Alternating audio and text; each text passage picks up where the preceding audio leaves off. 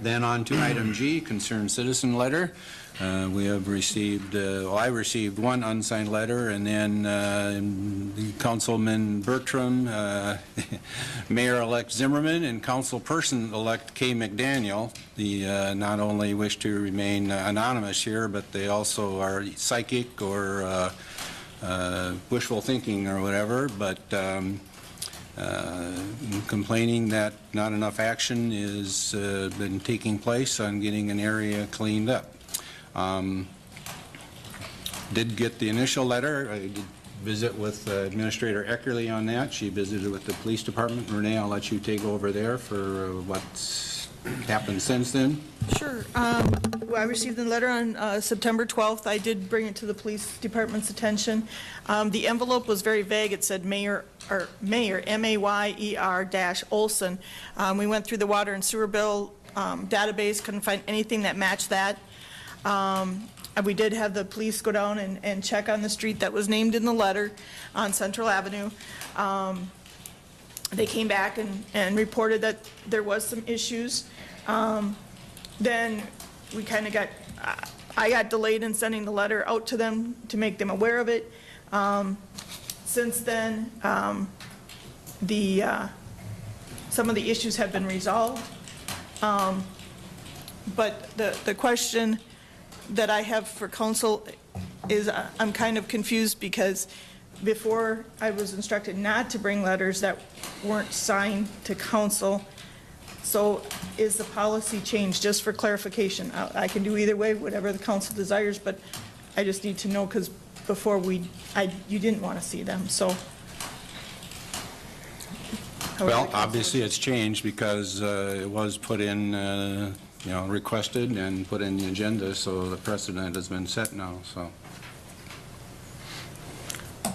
And Mr. Chairman, I guess we started it that way with item A. That's never been done before either, so We've had people we're changing a few things. request to come and present to the council. The point is, somebody obviously is listening, and I guess if you want, if this would have been resolved, evidently September 1st, long before we got the letter, there was contact made with the city. I don't know who it is, but somebody's watching, obviously. And then, so September 1st, they contacted the city, nobody responded. Then we got the letter because they were upset.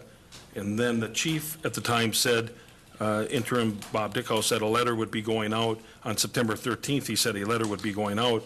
I asked for a copy of the letter, never got a letter. And now finally the letter has been sent October 19th. So a month and 20 days later, again, who do you send a letter out? They're watching, I'm guessing.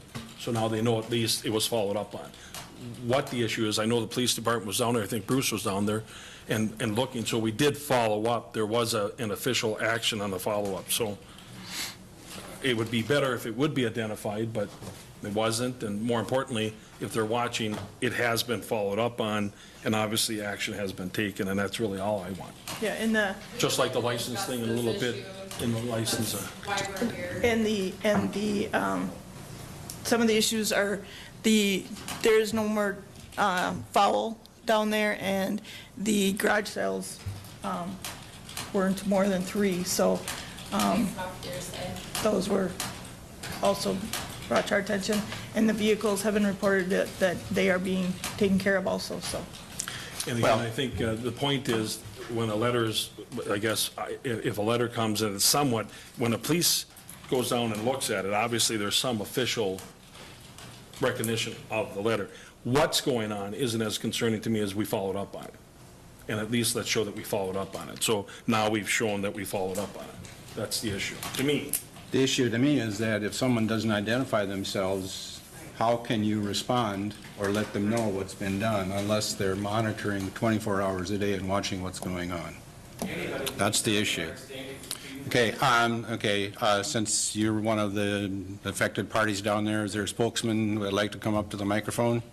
Chelsea, she's got some pictures. I do too. Okay. Yeah, we have multiple people that would like to actually discuss this because I feel Up to the microphone, please, Chelsea. Politics going on currently. I actually don't really want to be standing up here. I think this is ridiculous, and I'm with you on this. I don't believe that you guys, we're now chasing issues and things that you guys bring up in it's a fake address, for one, so how does that hold up any accountability of anything? You make my dad look like a pile of farce crap in this town, who is a business owner, creates business in this town. Right now, I will mind you, he took off work tonight. He is rebuilding the walking path out by the lake. We are here to discuss this problem that we've been made look like a problem, which I don't feel like we are a problem. You guys are going off an unsigned letter here. I also have pictures. I went around town today, an hour of my time on Main Street, and just, I'm not going to name names, but other foul-looking things, nuisances, things that are distracting and make our city look terrible. So for you guys to make this public knowledge, I'm just infuriated, excuse me. But to make this public knowledge and make us look this disgusting is just disgusting to me, and I think it's we're being wrongly accused. The garage sales, my dad owns 4 properties. We could have 28 garage sales if we wanted to. We would just have to move it to each property. You know, you guys, we were never followed up on. Bruce never came down and discussed this with us. We were handed a letter, or given a certified letter, wasted $7 of our city money for my mom. She thought she won the lottery, but it was a city notice on Saturday, getting this letter. We have till November 2nd, otherwise my dad's gonna have a misdemeanor fine. Larry Hartmann, a misdemeanor fine, I don't believe that that's even appropriate. We raised turkeys, we gave them away to people for Thanksgiving. I'm sorry that you call that foul. You have brought up too that you might let chickens, up to 4 chickens. We've had chickens. I know who is complaining about us. I know exactly who this is. I'm not gonna name her name, but she's harassing not only us, but other neighbors that are around her in this town. So I think how you guys have gone about this is disgusting, and you make my dad look terrible. And he's a good person, and he does a lot for this. He does snow removal, he's worked for the state. He does his own side stuff. He works for Dunnick's. He's rebuilding, like I said, the walking path. I could go on and on, the Hartmann name in this town. So, excuse me, and there are no grass 6 feet tall. yeah, this That letter, half the is letter is disgusting. false. And you That guys lawn made it public has had knowledge. 6-foot weeds over there and has been mowed. So that right there, and as unsigned, how can you deal with somebody that does not sign something? How can you, It's wasting Solve people's time. It's wasting time that it took for me to talk to Bruce on the phone. I talked to Renee. My parents had to both take off work today to be here. Tom Jacobs is here. He took off because he used to live down on the street. We live on a very low maintained, they don't even sweep our streets. So for this to be such an issue, I just cannot believe that, Jeff, you made this be so public. So I'm aware that you were the one that forced this to become public. I think it's political, and I think it's dirty politics on your behalf to get back in. Okay. That's how I feel, so. Okay, no attacking? thank you. Mr. Chairman. Bruce, have you been Mr. Chairman, down there? because she said that, I'm curious, how were you made aware of that? How was I made aware? Multiple people have brought this to my attention. In this town, I'm not gonna name names. Multiple people have. So, Mr. Chairman, just for the record, the only person I asked was Renee. I've heard other hearsay. It's hearsay, but I'm just saying how I feel. This is my opinion right now. So, But you said, Mr. Chairman, you You asked said, what? you said that you were made aware that I pushed this issue. The only person I pushed this issue with. I'm not naming names, sir. You don't have to, I'm saying it for the record. The only person was I did. That's the fine, Renee. Jeff. Go for it. And You well, make I that did, aware. Mr. Chairman, Yep. the way this works, Ms. Hartman, is he's the chairman, I talk, and then when I'm done talking, you can talk. So the only reason I'm saying this, I did not make this an issue. The letter I made an issue. Okay, hold on. No, I'm talking again, remember? Mr. Chairman. I'm going to talking. clarify something. It's in the agenda that Jeff Bertram asked Correct. that this be on, so it's public knowledge that you brought this up. Now it is. When Because the again- agenda was published. Right, and we Yep. get this letter, then the police goes and look, and they say, we're going to follow up on the letter. We've always followed up on city requests. In the last couple of years, we don't. We're going to have another issue in a little bit here on a license issue. We don't follow. When someone contacts a company or contacts anybody with a complaint, you follow up on the complaint. Because if you don't, if you know who the person is, then there is a person out there that obviously filed a complaint. And if this letter that was sent to you by the administrator on October 19th is not factual, I want to know that. It is not Because again, this factual. is the first that I've seen a letter, and it says very specifically what ordinances are not being complied with. If that's not true, I'm with you. I don't know. All I know is we got a letter, we didn't respond to it. That's what I'm pushing. I'd like to say one more thing, too. Mr. Go ahead. Chairman, now I'm Okay. finished. Go Sorry. ahead, Chelsea. There's no police reports, no records filed, nothing that we've been fined, cited any type of, for these garage sales, which I think is so petty, and all the other things. There's nothing on record stating any of this. So for this to become so public and public knowledge, why did it have to be handled like that and carried out this way is my question. And we never had a follow-up. There was no verbal between the cop and us. There was never nothing. We received a letter on Saturday. We have till November 2nd to make years of life change. You know, we've been living this way this whole time. I mean, I'm almost 28 years old. My dad was born and raised in that house. I mean, now we have till the 2nd, otherwise we get a misdemeanor fine. I just don't think that this was handled very well. Huh? Stuff that's on the letter ain't even true. Yeah, and it's hearsay. It's not true. And here we are wasting our time. That's how I feel, okay? That's just how I feel. Okay. Well, thank you. That's all I'm trying to say.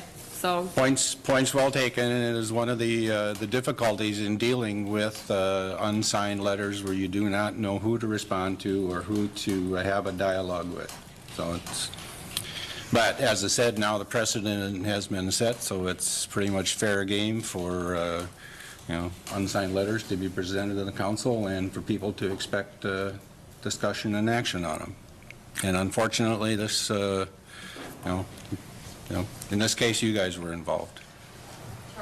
And it, in my mind, it kind of, lessens those that, like Jennifer, who would request to come and present to a council an issue, to go through what's we in the past has been the appropriate way, kind of lessens that effort. Can we have a follow-up, Mr. Chairman, then, to this letter saying that there are no violations? If there are no violations, what they're saying, there's no violations, I trust that. Can we have a letter then that corrects this letter? Okay? Because if they're saying there's no violations, I trust that. But again, we don't see it. It's not our job to go down there and look at it. So now I'm being told, first, there's a complaint, and I understand we disagree with that we shouldn't have followed up on the complaint. I'm sorry we disagree with that. I don't want to be here tonight. Right. So I disagree with that part. But you said you know who it is, and you said you know what the issue is, so. I'm aware who it is. You're right. So now that's all we know, and now we get a letter that says there's multiple violations here that we're being told are not the violations. So can we get a follow-up letter that says there are no violations? We will check and see. Bruce? Yep. And you guys make regular patrols in that area? She'd like to say one more thing. Okay, if you use the microphone, please, so. And we do have to break for a hearing in just a couple minutes. Okay, my name is Rhonda Larson. I live at 121 Central Avenue.